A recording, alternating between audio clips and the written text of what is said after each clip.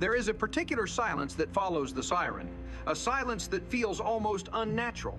The moment the chase ends, when the cuffs click and the radio quiets, that is when the officers remember that they are human again. Until then, they move like extensions of the system, reflexes, voices, commands. Hands up, get on the ground, stop. These words come not from emotion, but from instinct drilled into them until they sound mechanical. Yet behind every order, there is fear. Not the cinematic kind, but the small, contained fear of not knowing what happens next. Law enforcement lives in that space between control and uncertainty. When the red Dodge sped through the intersection that night, the officer didn't think about justice or duty. He thought about how quickly a body can break at 120 miles an hour. The chase wasn't just about catching a criminal. It was about wrestling chaos back into a form the world could understand. The man behind the wheel wasn't a villain. He was just another lost soul laughing through his panic, saying he was only speeding, pretending he had control. He wasn't. The officer wasn't either. Both were caught in the same storm, one chasing one, fleeing, both hoping the other wouldn't crash. When the truck finally stopped, its metal crumpled like paper, it was as if time paused. The man's excuses poured out in burst tires, bald red light too sudden, brakes too weak. His voice shook between guilt and performance. He wanted to sound tough, but his hands trembled. The officer's heart was still racing, but he smiled, even joked. It was easier than admitting how close they'd both come to death. The camera captured it all, turning near tragedy into a scene of entertainment for millions. But what the camera could never show was what happened after the long exhale, the quiet ride back to the station, the way adrenaline turned to exhaustion. Elsewhere in a dim parking lot, another story unfolded. A woman named Donna sat in a stolen car with a BB gun on the floorboard and a can of air duster in her lap. Her eyes were glassy, her mind floating somewhere far away. When officers called her out of the car, she walked backward like a sleepwalker. Her words came out, tangled Buddy lent her the car. Elvis hit her. She didn't mean to crash. She didn't even realize she had. It was a collage of trauma and confusion. The officers treated her with caution, their voices gentle but firm. They'd seen this before: the collapsing mind, the addiction that eats through memory until truth and fiction blur. Donna wasn't dangerous, not really. She was broken. But brokenness can still pull a trigger. The officer who arrested her didn't see a criminal. He saw someone's mother, someone's daughter, another person swallowed by the same system he worked to uphold. He had joined the force to help, but sometimes helping meant putting handcuffs on someone crying that they wanted to die. He hated that part most. Still, he did his job. He always did. Later that night, another stolen car appeared on the radar. A teenager was driving this one, his youth still soft around the edges. When the helicopter spotlight hit the ground, he froze like a deer. He ran anyway, over fences, through fields, until exhaustion betrayed him. When they caught him, he didn't fight. He just stood there, hands up, eyes wide, with the disbelief of someone realizing that his life had just changed. In the back seat of the squad car, he asked if his mom knew. The officer nodded but said nothing. There was nothing to say. The mother, when she arrived, thanked them. Her gratitude was almost painful to witness. She was glad the car was found, that her son was alive, that nothing worse had happened. She apologized for him, for herself, for everything. The officers, unsure how to respond, smiled awkwardly. They had seen this story 1,000 times. Love, trying to save what society had already written off. The paperwork would say, juvenile suspect in custody. The mother's heart would say, my boy made a mistake. Both were true. In San Bernardino, the night stretched longer. The stolen U-Haul rumbled down the highway like a wounded animal. Its driver desperate, its fate sealed. Spike strips shredded the tires, and the pursuit ended with a hiss of smoke. The man who stepped out was exhausted, muttering that he found the truck on the side of the road. The lie was so absurd that even he didn't seem to believe it. In his pocket, they found meth. In the seat, a knife. Another story without beginning or end, just the middle, where lives collide for a few violent seconds before the system takes over. By the time dawn approached, another car chase had erupted: a silver sedan. 3 suspects, 1 gun, 5 pounds of meth, tossed out of the window like trash. When they caught one of the young men, he was trembling more from fear than guilt. He said it wasn't his swore on the Bible begged them to check the cameras. He wasn't lying to manipulate, he was lying to survive. The officers didn't argue. They had heard every version of the same denial. They'd seen the tears, the anger, the silence. But what haunted them most was the moment after the blank stare of someone realizing the future just ended. In the sterile glow of the evidence room, the meth sat on a table like a monument to hopelessness. 5 pounds of powder, thousands of dollars, and the invisible trail of destruction it represented. Families, broken bodies, ruined neighborhoods, drained of safety. The officers sealed it, logged it, and went home. They would sleep for a few hours before doing it again. One of them, a SWAT sergeant, sat in his truck and stared at his reflection in the rearview mirror. He thought about how many times he had said the words, "Put your hands up," and how they no longer sounded human. They were reflexes, part of a ritual he performed nightly. He had seen enough to know that crime wasn't just about bad choices, it was about hunger, loneliness, addiction, despair. The streets were full of people trying to escape something, and he was the wall that stopped them. But sometimes he wondered if the wall itself was part of the problem. Across town, another man sat handcuffed in the back of a patrol car. His name was Dion, and he said he was being chased by someone else. The story didn't make sense. Officers found a ghost gun and a bag of cocaine in his backpack. He denied everything, said the car wasn't his, that he was just in the wrong place. The sergeant who questioned him didn't raise his voice. He'd learned long ago that anger didn't bring truth. He talked softly, almost like a therapist, asking why Dion kept running from the same mistakes. Dion shrugged, eyes hollow, pretending not to care. But under the pretense, there was weariness, the kind that comes from living too long in survival mode. When the sergeant checked his record, he saw a history of violence, narcotics, prison time.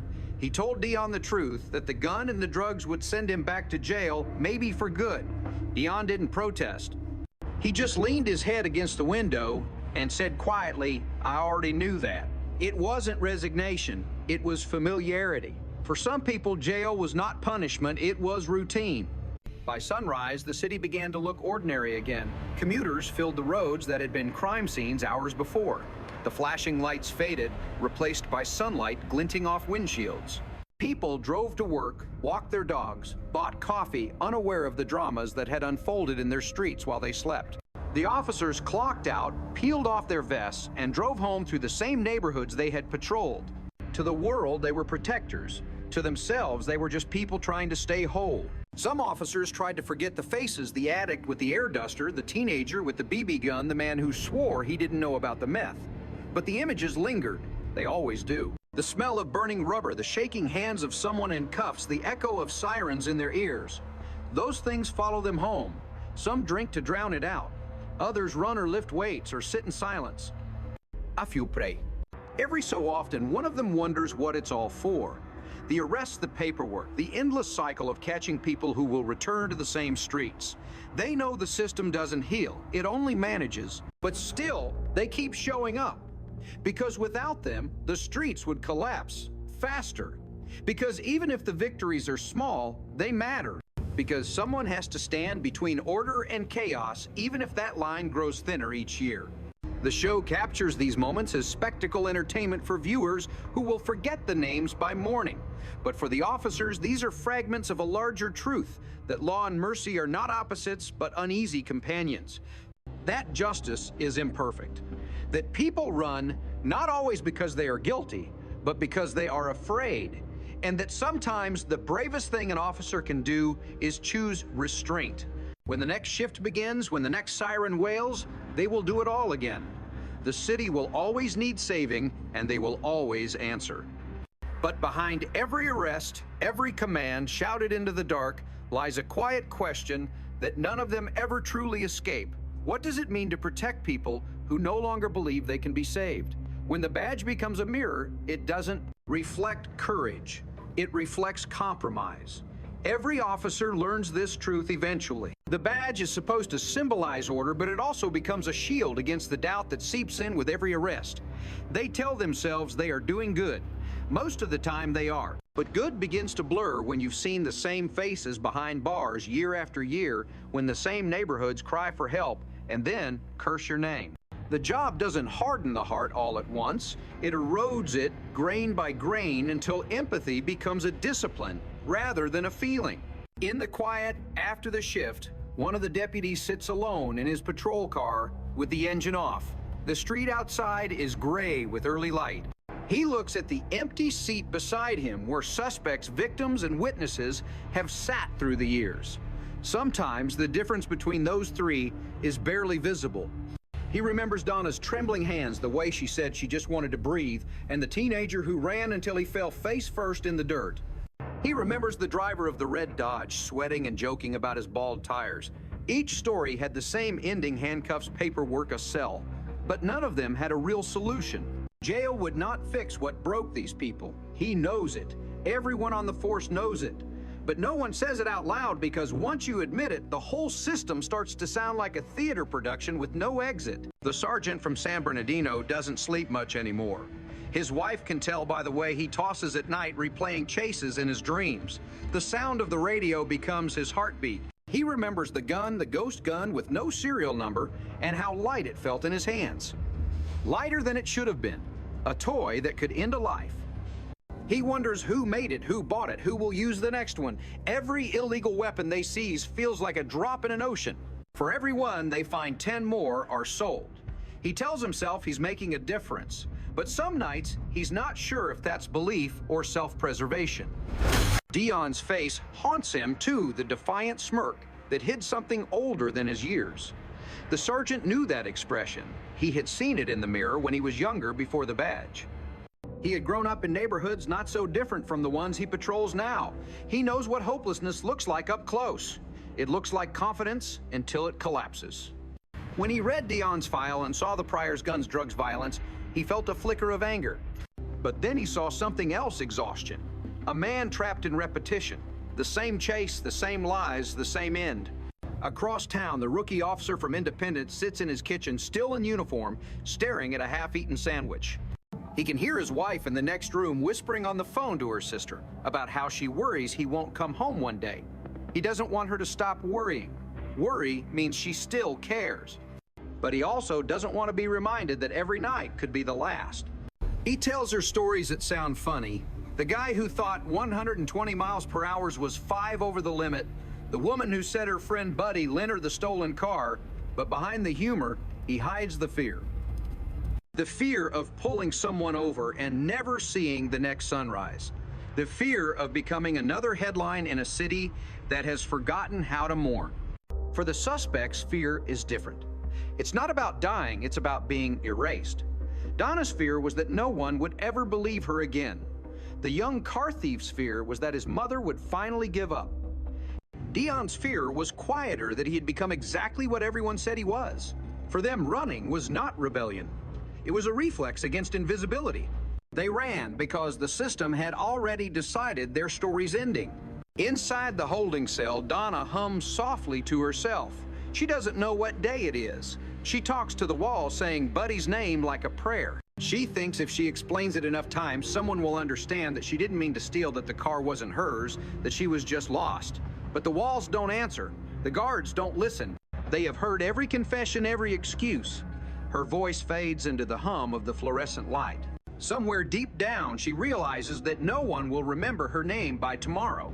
The young thief, sitting in juvenile detention, presses his palms together as if in prayer. He doesn't know how long he'll be here. The counselor asks him why he ran. He shrugs eyes down. He doesn't want to say it, but he ran because he wanted to feel alive. The chase made his heart race, made him forget for a few minutes that life had already cornered him. When the officers caught him, part of him was relieved. That's the secret. No one talks about the relief of being caught. Chaos is exhausting. Surrender, in its own way, feels like peace. For Dion, surrender is complicated. He sits in county jail, leaning against the wall, replaying his arrest. He can still see the sergeant's eyes, tired, not angry. That look bothers him more than the charges. He's been yelled at before, beaten, mocked, but being seen, really seen, feels worse. The sergeant's calmness stripped away Dion's defenses. When he said, "I already knew that it wasn't defeat, it was recognition." The system doesn't hate him. It just doesn't have room for him anywhere else. Meanwhile, the officers prepare for another night. Their bodies ache, their minds drift, but duty is mechanical. They polish their boots, load their radios, check their sidearms. The ritual steadies them. They tell themselves they're ready though. Readiness is just another mask for uncertainty. They know what's coming: the same roads, the same calls, maybe different faces. They also know that every once in a while something will go wrong. A suspect won't stop. A gun will flash.